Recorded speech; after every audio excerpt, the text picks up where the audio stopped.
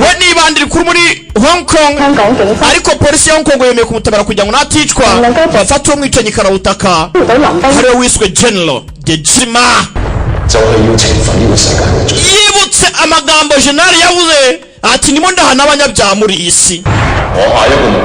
yibutse n'ukuntu yapanze ibintu byose neza aka gace technology Agussedoni yari ari muri Taiwan ubizute cyane ibyo uvuga n'ukuri narebye muri special task force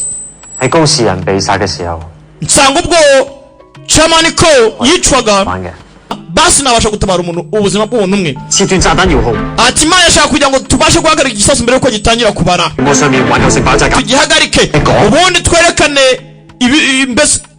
ifoto y'umujyi urimbuka yibuka nabwo ategana studio ikomeje gukora akazi mu Rwanda hose video utigeze ubona handi z'umwimerere zibarizwa muri New Projection Studio bafite abaproducer babigize umwuga batunganya video ukagira ngo izo video zakorewe mu ijuru